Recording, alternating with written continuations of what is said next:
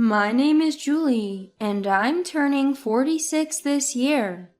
My husband Alex is also 46, and our daughter Megan is 16. You'd think a 16-year-old would be past her rebellious phase, enjoying high school, engrossed in romance, clubs, and studies. But Megan was different. For some reason, she kept challenging me. As a mother, I'd often caution her when she wore short skirts or outfits that emphasized her cleavage, especially for a high schooler. You know, dressing like that will only attract the wrong kind of attention. There's nothing good about it. Or, this is the age when you look your best just being yourself. Why make yourself look cheap? You can wear those outfits when you're older. I tell her just common sense advice. Megan is beautiful and had good grades up until middle school. But lately, it seems she's made some questionable friends. However, talking sense into her was challenging. At first, she'd brush me off with a, yeah. But gradually, she started to retort, "You're always nagging."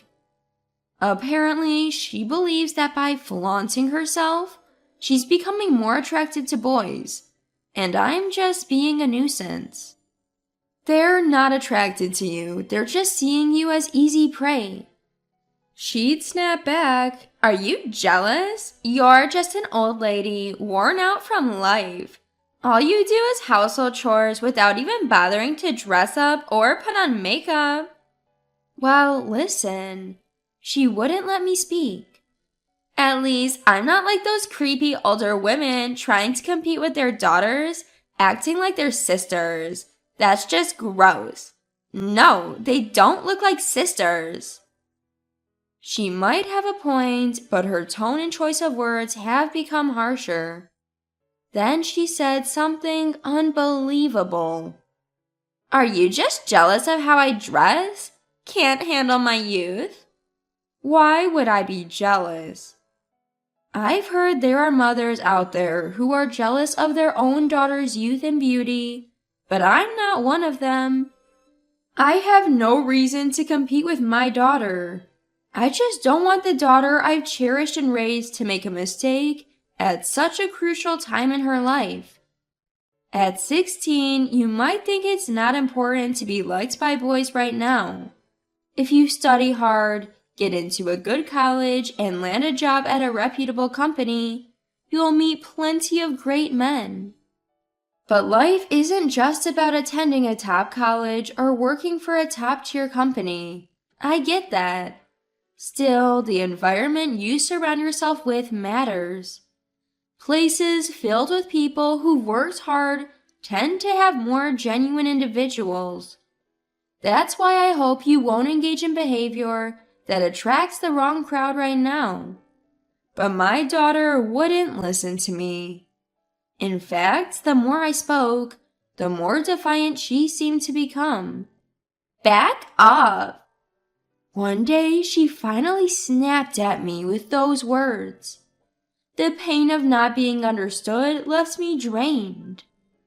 From that day on, she increasingly isolated herself in her room, avoiding me. One day, when I discreetly listened outside her door, it sounded like she was making money using her smartphone. It was something called live streaming on the internet. Just a hint of sensuality could drastically increase her earnings. That might explain her preference for revealing clothes. It's a nightmare. The mere thought of my daughter exposing parts of her body to strangers for money sent shivers down my spine. But my logical arguments fell on deaf ears with her, who found immense joy in this fleeting activity. I didn't want her to lose her way in life, being so engrossed in such transient pleasures. How can I make her understand my feelings? I finally confided everything to Alex. He immediately said, "I got it. I'll talk some sense into her." But after spending almost an hour in her room, he came out looking defeated. How did it go? Well, after hearing her out, I think you might be the problem.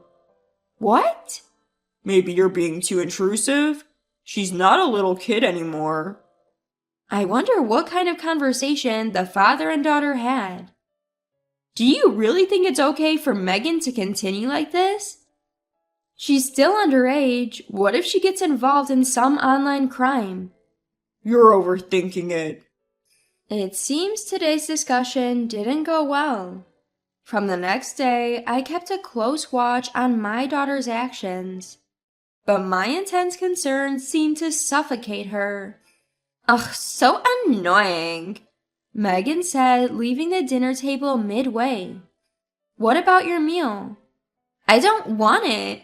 Can you stop monitoring every single bite I take? Monitoring her eating? I wasn't doing that. I felt wrongly accused. But when she said that, Alex chimed in. Hey, you need to chill out too. I'm not doing anything. Well, it looks like you were to me.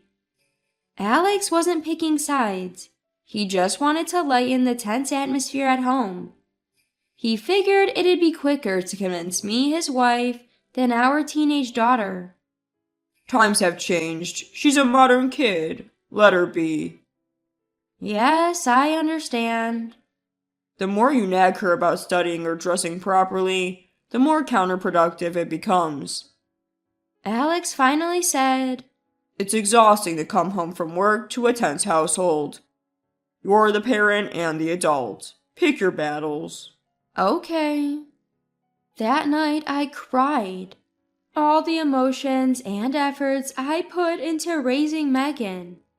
From the next day, she'd skip breakfast saying, I don't need it, and leave.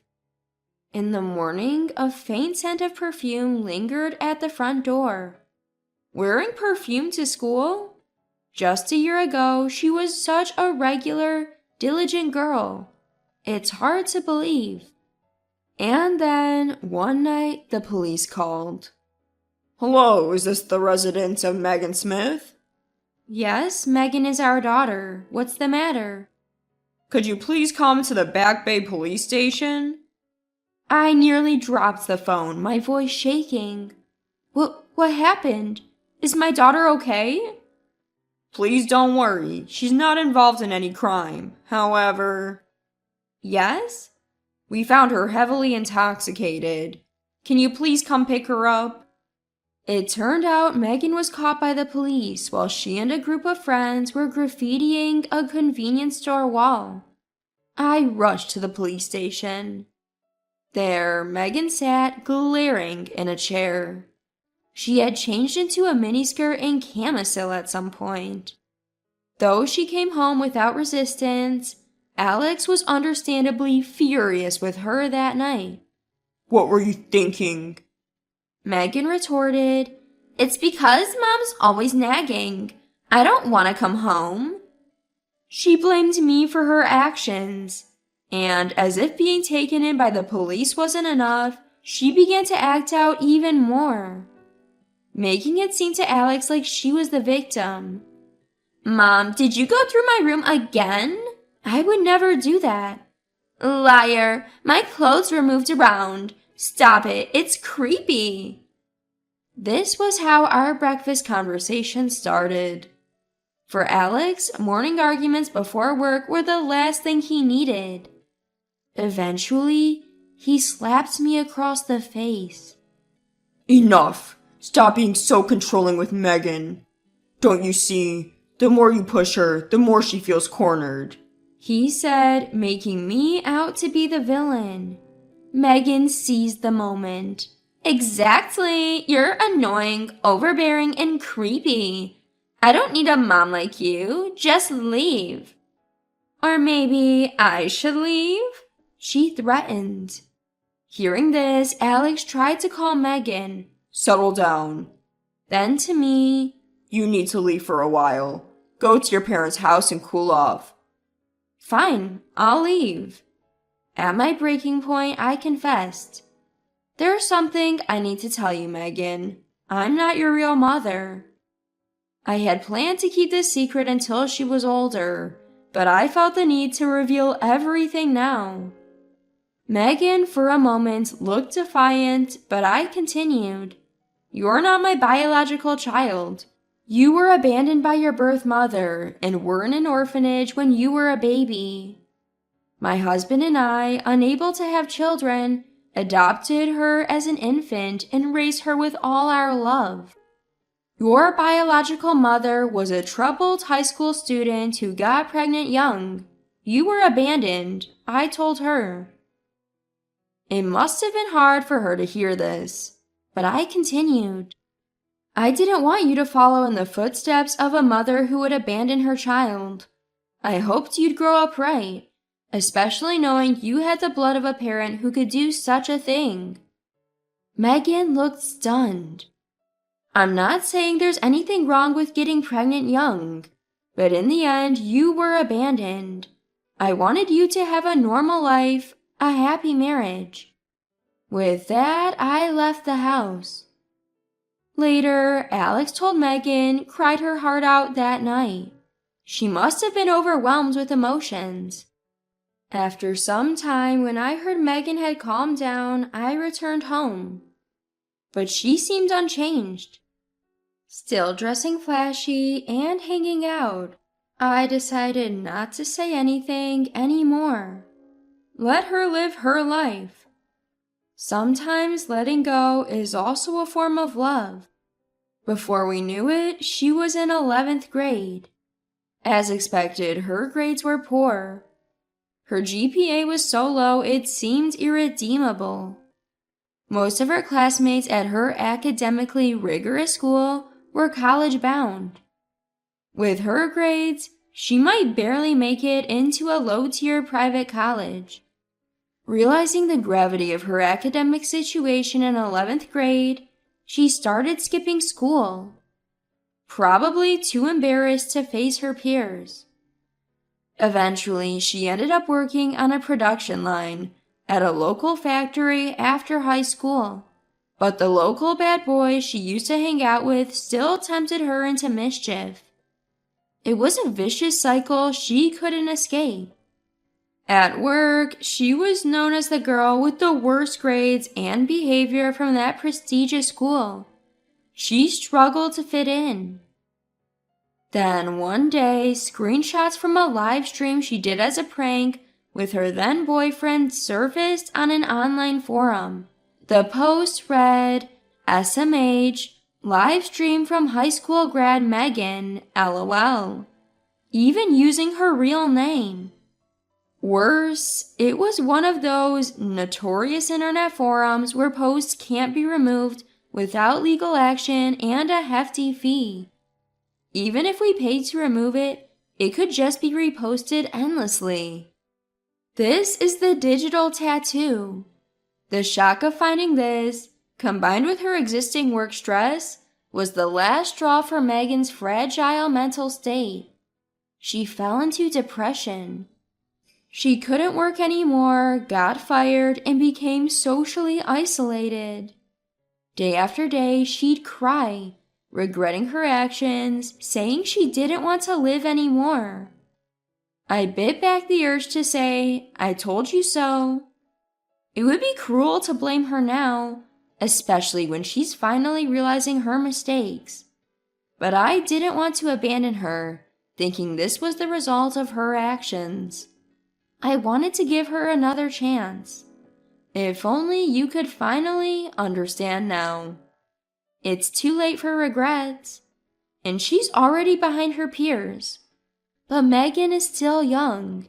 She can start over. I placed a pile of brochures from various vocational schools and colleges from other states in front of her. Megan, either go back to studying and aim for college or learn a trade, I said, breaking our 2-year silence, guiding her once again. I had left her alone, hoping she'd realize her mistake someday. And finally she did. Megan said, Mom, I'm sorry. I replied, I always believed you'd understand one day, and gently stroked her hair. Her shiny, silky hair seemed to symbolize her still vibrant life and potential. Can I really start over? Of course. Okay. She looked at me with uncertain eyes. So I told her without a doubt, after all, you're my daughter. She burst into tears, saying, Mom, I was so stupid. I can't stand it like this. Yes, so you'll work hard. That night, I convinced Alex to fully support Megan's recovery. He apologized for prioritizing work over our daughter and blaming me for her behavior. I'm sorry. He felt helpless and ashamed as a father, seeing her grades plummet.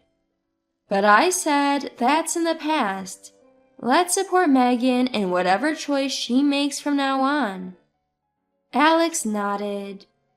After some time, Megan decided she wanted to attend nursing school. I'll work really hard, she vowed.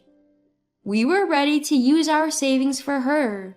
She studied hard and got into the vocational school. She'll start in the fall. From now on, she'll pave her own way.